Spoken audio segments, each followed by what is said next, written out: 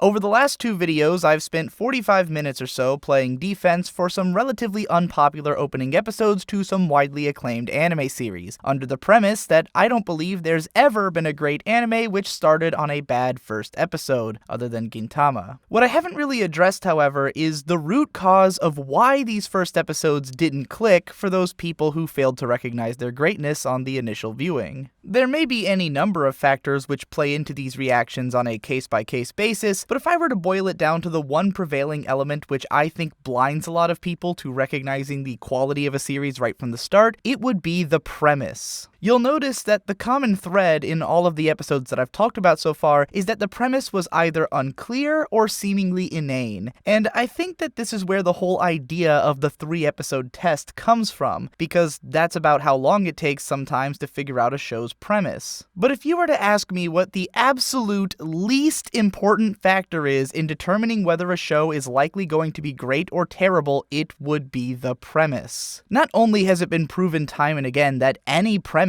can be made interesting if it's executed well enough, but also that no matter how good a premise might seem, it can make for a terrible series if executed poorly. Some of the best anime ever made have had some incredibly weak and boring premises. His and Her Circumstances is a high school romantic comedy about two really smart kids who start dating. That premise tells you absolutely nothing about the show's quality, but watching the show tells you that it's one of the most impeccably directed and written romantic comedies of all time. Ping Pong is a show about high school ping pong. You would have no reason to believe that it was any different from any other high school sports anime if you didn't watch it. Meanwhile, say, Aldnoah.Zero is about a war between the citizens of Earth and the descendants of a group who colonized Mars, which sounds pretty cool, but the show is a bunch of dog shit, for reasons that were pretty apparent right from the first episode if you were paying attention. Go watch Turn A Gundam instead. Sources. The thing about premise is that it makes for really good marketing, especially if it can be understood immediately. I don't think it's all that surprising that 3 of the most popular anime of the past decade, Death Note, Sword Art Online, and Attack on Titan, each have an incredibly striking premise which is made clear from the very first episode. Of course, the execution of the premise in each of these cases varies wildly, and one of these shows is probably the worst popular anime series of all time. In retrospect, it's a lot easier to notice that the first episode of Sword Art Online dedicates nearly 10 minutes to an exposition scene between a big floating cloaked dude and a bunch of gormless noobs who were just standing around the whole time, and that this was probably indicative of what most of the show was going to be. At the time, however, the premise of a survival game set inside of an MMORPG was such a cool idea that I can't blame anyone for thinking it would probably be awesome. That, of course, is why I'm here, to help you to recognize the signs of poor execution before you get hooked into a show that's gonna drag you through the depths of boredom and bullshit for 53 goddamn episodes. So to start with, let's take a look at a show with an immediately striking premise and one of the worst opening episodes that I've ever seen,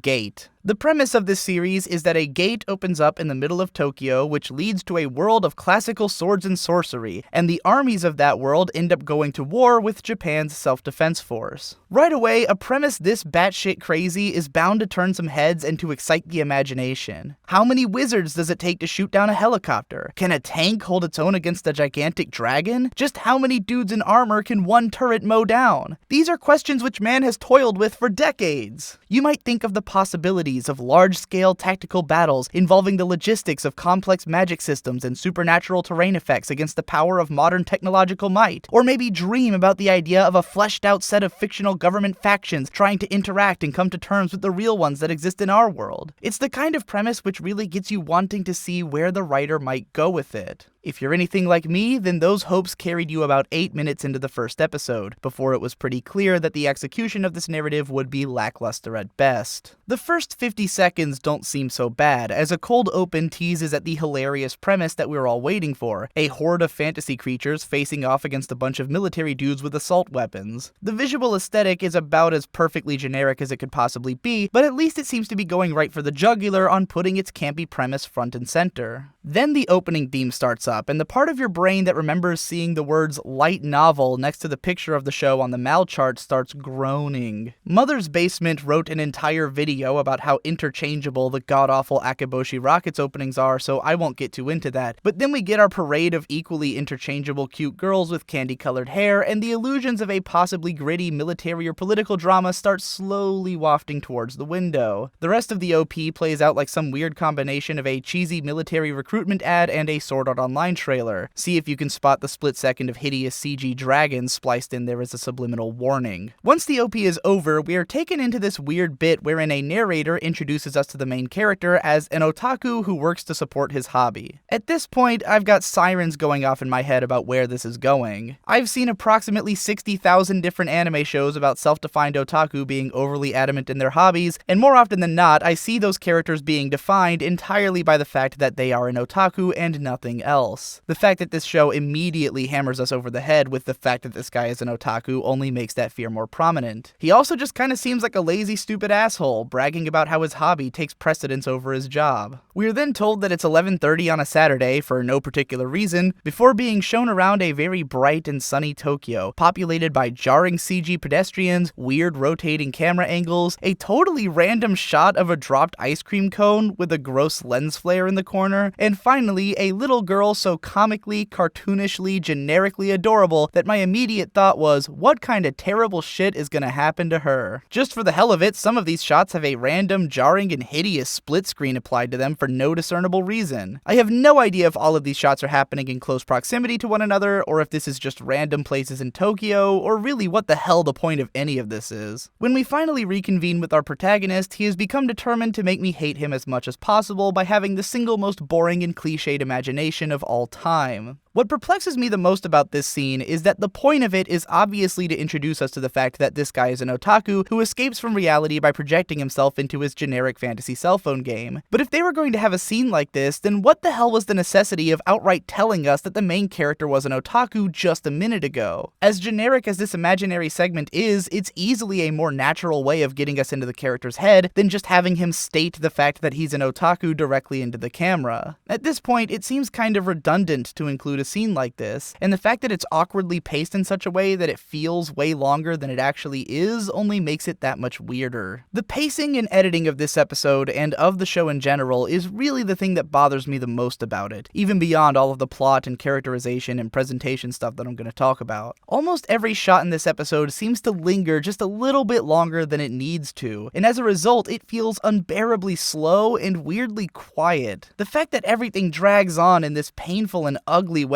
had a lot to do with why I made it so little distance into this episode the first time through, because it's not the kind of problem that I could imagine just going away as the series goes on. Just as the directing style of Steins Gate immediately intrigued me to that show's unique atmosphere and tone, the directing style of Regular Gate immediately makes me want to locate the nearest kitchen utensil that I can use to gouge my eyes out. Next, we learn that this show takes place in a world wherein perfectly generic character designs can be popular enough to have ads on the sides of buses. I know that might be the most pedantic complaint I've ever made, but I have a lot of respect for a show that goes the extra mile in making the in-universe fiction actually believable. To go back to Steins Gate once again, those little Oopa toys are something that I could easily imagine people actually collecting because they're unique and adorable. I don't think that modern gamers are going to be wowed by monster designs which look like they were deliberately made to convey the idea of a generic video game. I digress. Around this point is where the editing really starts to lose me. We keep arbitrarily cutting back and forth between the place where the gate is starting to appear and the place where our main character is getting off the train, with absolutely no sense of distance between them. Maybe if I could read these road signs and had a better knowledge of the layout of Tokyo, then I could tell how close the main guy is to where the action is gearing up, but as it stands, I have no reason to even think that he's heading in that direction, except that it makes the most dramatic sense. If things didn't feel random and disconnected enough already, there's then a cut wherein the main character guy is on an escalator, and then it cuts to black, and then suddenly he's on the ground with an injury on his head. It's quickly revealed that he hit his head on a pillar, but the first time I saw this episode, the sudden jump from the escalator to wherever this shot takes place was so jarring that I legitimately wasn't sure what just happened. The moment is timed like a punchline, but it has no setup. It comes out of nowhere at a moment when we couldn't even logically expect it, which elicits nothing but confusion. The weird weird timing of the guy's groans as he lays on the floor seizing out just makes it feel all the more gross and wrong. Then it cuts to some cinematic shots of the 3 cute girls from the opening, and the only way you can possibly know that the main character is supposed to be seeing these shots is that we hear his voice offering reactions. I really can't tell if these are supposed to be like visions that are being beamed into his brain or what the hell they might be, because it just looks like the OP started playing out of nowhere. Rounding off this bit, a random guy comes to make sure that the main dude is okay, and recognizing the otaku bullshit stickered onto his phone, asks if he'll be heading to the Dojin event, to which the main guy proudly acknowledges that he is. Once again, I feel like this moment is trying to tell us something which was already spelled out in that opening piece of narration. If you pulled that part out, then it would seem like this episode is wordlessly building up to the idea that this dude is an otaku, but since we were told that already at the start, this entire thing feels about as redundant as this sentence is to this video.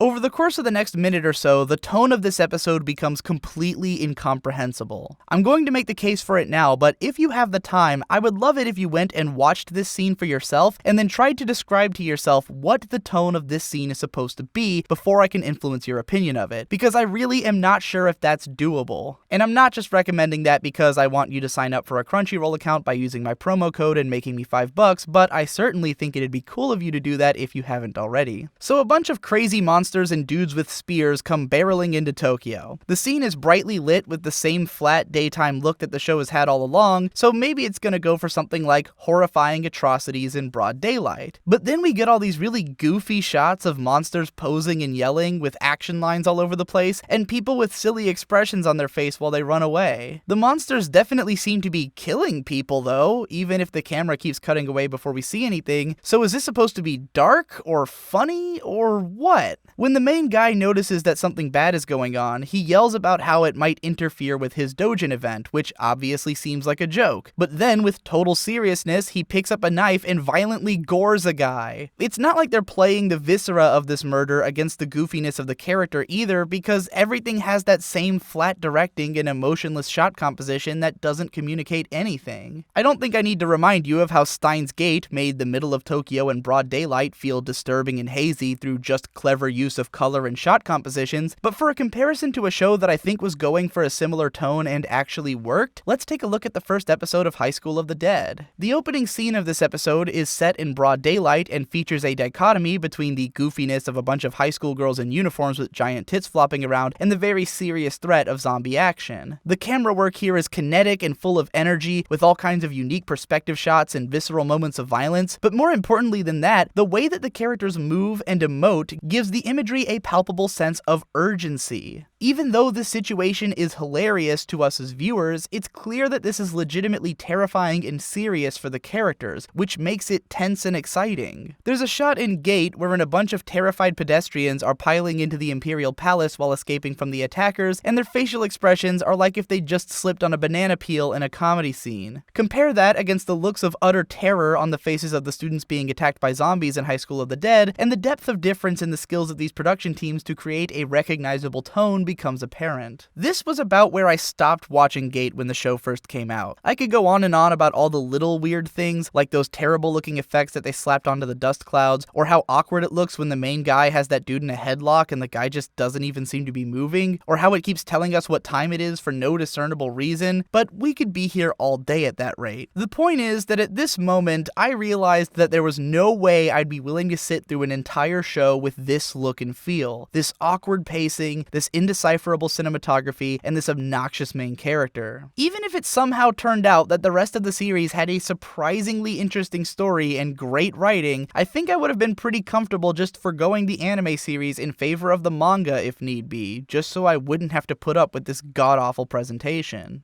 Of course, it wouldn't really help my point that you can't have a series that starts out bad and then gets good if it turned out that this show did get good, so I eventually watched more of it for the sake of argument, and it went about as well as I expected. Aside from the doubts which I was already given by the scenes which I've talked about already, the rest of that first episode showed a lot more of what would be wrong with the show in the long run. Let's try and get through it quickly. When the JSDF finally shows up to take care of the invading army, they pretty much just mow through all of them without a fight. We probably easily could have imagined that this would happen with the foot soldiers, but all of these monsters and dragons are instantly demystified as the soldiers make child's play out of wasting them. The case could have been made that this was just a scout group or something, and that they weren't fighting on their own turf, and that maybe there's all kinds of crazy shit waiting beyond the gate. But then in episode 2, they go into the gate and mow down 100,000 men worth of fantasy armies, and then in episode 3, they fend off a greater dragon. So this is pretty much just par for the course. If the show had any intentions of involving some kind of interesting fantasy tactics, then it probably would have shown some of that in this episode to butter us up. But it didn't, because it's really just a show about making the JSDF look like overpowered badasses. You know, funnily enough, there was a 1979 live-action film called Sengoku Jietai, or GI Samurai, wherein a JSDF force got teleported into the Sengoku era and summarily got their balls rocked by samurai tactics. They even remade it into another film and a manga adaptation in 2005 called Samurai Commando Mission 1549. I don't know why I know these things. Over the course of this first episode, we repeatedly see the main guy exhibiting exemplary military prowess, as well as gazing affectionately at this lolly girl, cluing us into the fact that he's got a big soft heart underneath that dumbass otaku exterior. Considering how many times this episode goes out of its way to reiterate both the idea that the main character is an otaku who cares more about his hobby than his work, as well as the idea that he's actually a natural at his job and totally cares about people, I began to suspect that these were probably his only defining character traits, and that the show was going to be reminding me of them over and over again ad nauseum without adding anything new to his personality.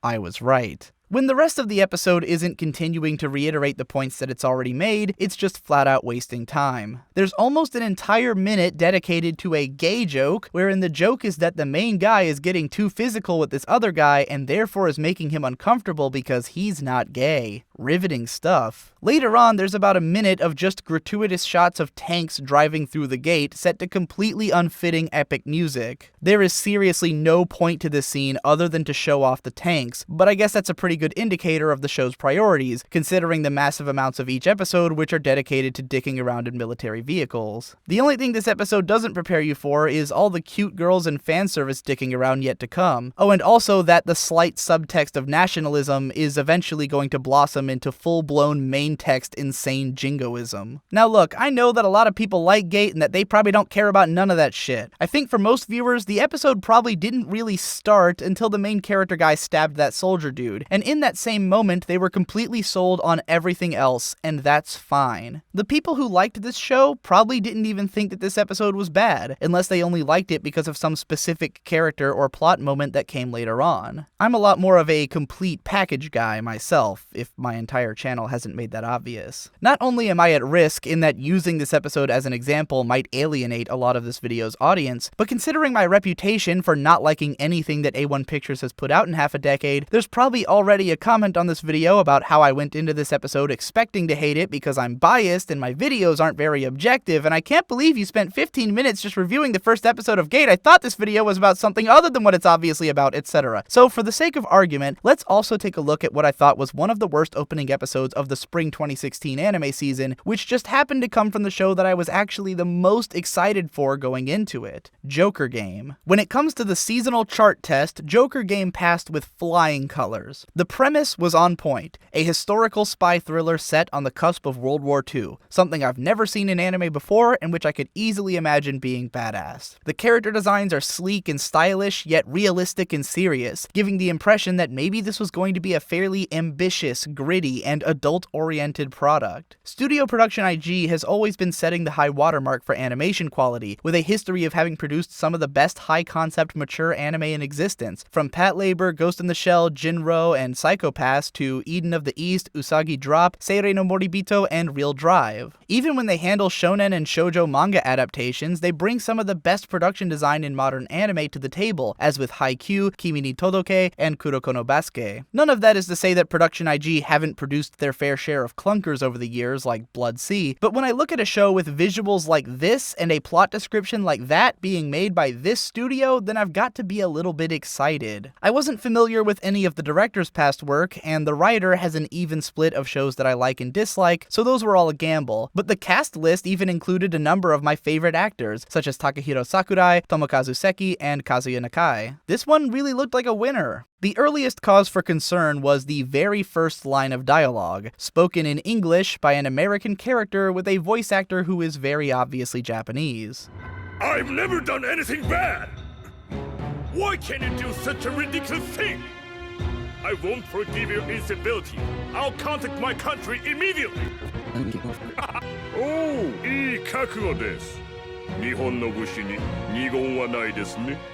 I don't want to be too harsh on this point because it's very common practice in anime, and the actor they found has better English pronunciation than the vast majority do. I could understand everything that he was saying, even with the goofy vocabulary choices, but it was pretty obvious when he switched over to his foreigner voice for the Japanese lines that he's definitely not an American guy speaking Japanese. It's not that I think this is a huge knock against the show, but if this was going to be a seriously all-out production, like the kinds that Production IG have been known to pull out in the past, then they would have actually hired an American actor for this role. From this point, it's easy to conclude that this ain't gonna be no Ghost in the Shell, or even no Eden of the East. The opening song and video are pretty fun, and have that jazzy vibe with period-appropriate iconography, but there obviously isn't nearly the level of vision here that we got in something like the Bakano opening. Whereas that show went for an actual jazz song, and one of the most brilliantly edited character introduction sequences ever conceived, this one is really just a pop song with a bit of jazzy-sounding instrumentation involved, and a video comprised of more overdone visual effects than actual character. Again, this isn't so much to say that this is a bad opening theme, as it is to say that it doesn't speak to the kind of vision that you'd find in the OPs of any of the first 4 shows which I talked about in this series. Our first dialogue scene between this episode's important characters presents a very immediate and straightforward ideological conflict. This guy is a spy, and this guy thinks that spying is a cowardly business. Coming from a show that's about spies, it's kind of jarring to have our first conflict spelled out in such clear terms, but then it would be possible to think that this is a deliberate misdirect, which kind of defeats the point of a misdirect when you can see it coming. Not that it matters because it's not a misdirect. This show is just always embarrassingly ham-fisted about its messages, and the entire episode is going to be like this. Over the next few minutes, we receive an exposition dump explaining the nature of the spy organization, concluding with an introduction to our 9-man spy team. When I first watched this episode, I was immediately struck by how strange it was that all 9 spies apparently underwent the same training, all have their identities removed and their minds imbued with the exact same skill set, and that all of them basically look the exact same aside from minor differences in height, hair, and hilariously enough, the hues of their suits. Immediately following this introduction,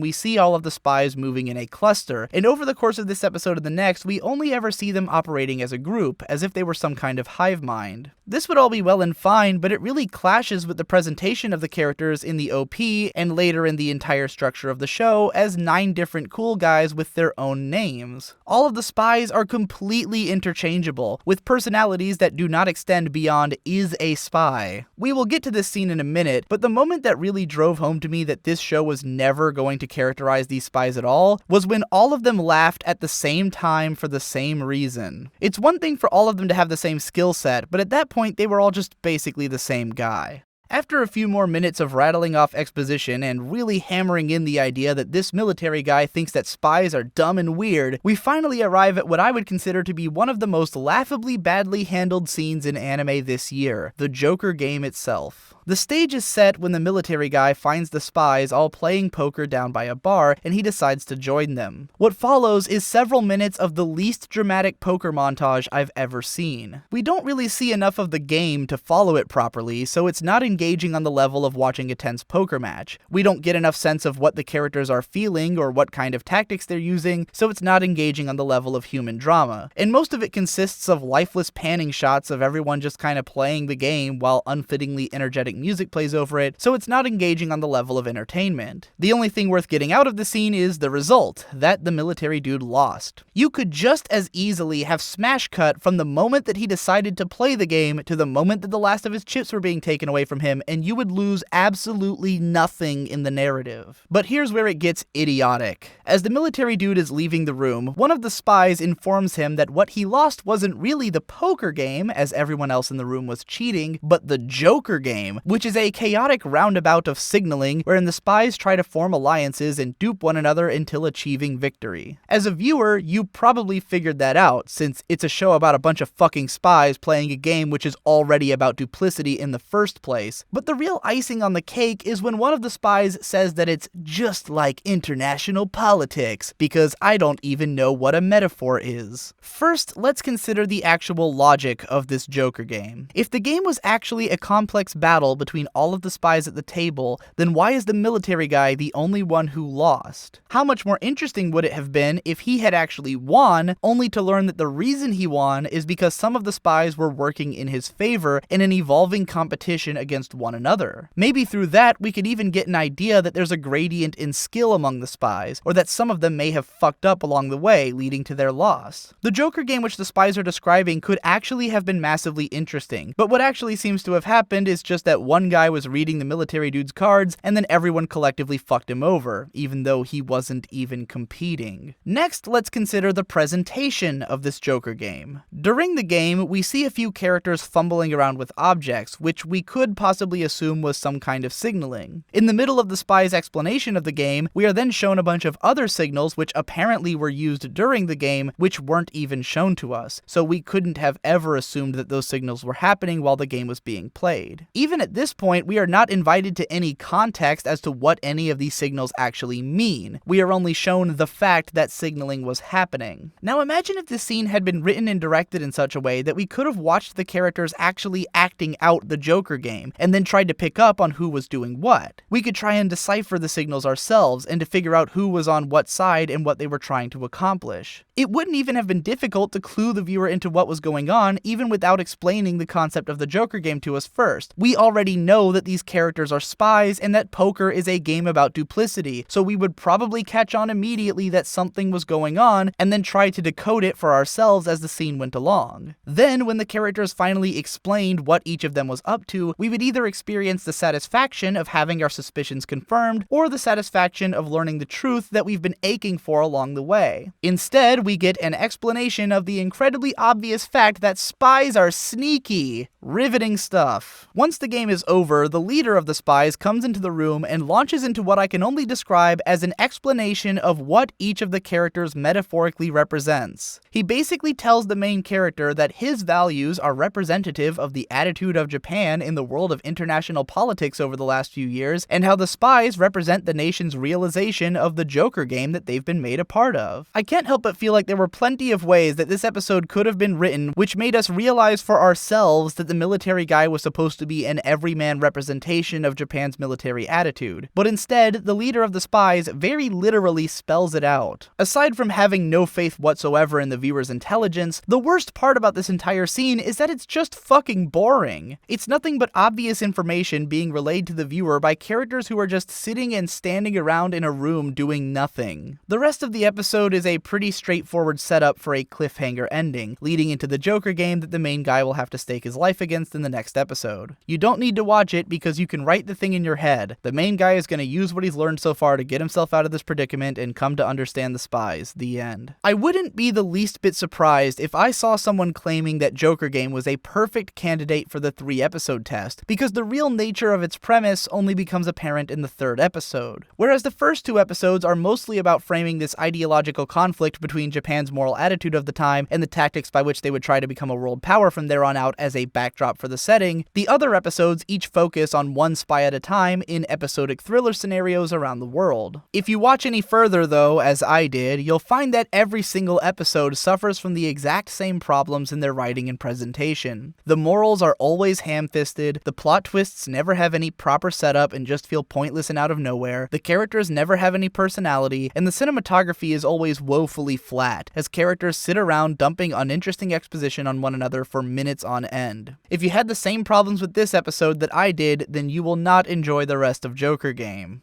When you stop to think about it, it doesn't make sense that any creative person worth their salt would let their series get off to a bad start. The opening act of a story is by far the most important in establishing its nature and hooking in the audience, and every professional writer and director is very, very acutely aware of that. You're not going to find someone out there whose goal in creating a story is to have people say that it gets good later. Not every creative project is going to come out good, and some of them may run into problems when they get rolling, but presenting a good start to a series is bound to be the top priority, especially of any producer who's working with an expensive mass market property like a TV show. Yes, it's very possible for a series to hit its stride as it goes along, and in some incredibly rare cases, it's possible that something might change so fundamentally between the first episode and the rest of the show that maybe in some freak accident the first episode isn't all that great. But I really don't think it's even slightly common for a great show not to display a lot of its greatness right from the very beginning, or for a show which starts off with lots of huge obvious problems to suddenly become amazing at some point. I know that a lot of what I've talked about here won't have any applicability to a lot of you in the audience. To some of you, watching the first 3 episodes of everything seems like an easy enough trade-off for making sure that it's a good show, so why not do it? Well, the reason I don't do it is that I know there are hundreds and hundreds of excellent, worthwhile anime out there in existence, and I want to watch them all. Even though it's my job to watch and talk about anime, I don't have unlimited time to consume everything that I want to see, and I certainly don't want to be wasting my time on a bunch of bullshit instead. I don't trust anyone else's opinions enough to only watch the consensus masterpieces, so the only way that I can be sure that I'm gonna see everything that I'll like is to watch absolutely everything. And if it's possible to figure out whether I'm going to like a show before the first episode is even over, then that's going to help a lot in saving me time in the long run. It's not like every show is clear-cut, great, or terrible right from the start. There's a lot of shows out there which seem like they could go either way at first, and I might spend a little bit more time with them to see how it goes. But if a show has an episode that's shitty enough that I can't imagine myself liking it later, then I'm not going to sit through another 2 episodes because the collective anime fandom has arbitrarily concluded that that's how long it takes to understand the least indicative aspect of a show's quality, its premise. I hope that this series of videos has been helpful for those of you who wanted a better way of identifying a show's quality from earlier on, and gratifying for those of you who already felt that way about watching new shows. If it was, and you'd like to help me in bringing you more content like this, then consider supporting me on Patreon to keep the channel going. Subscribe to my podcast, Let's Play, and vlogging channels if you want to hear my voice so much that it plays in your sleep, and as always, thanks again for watching. I'll see you in the next one.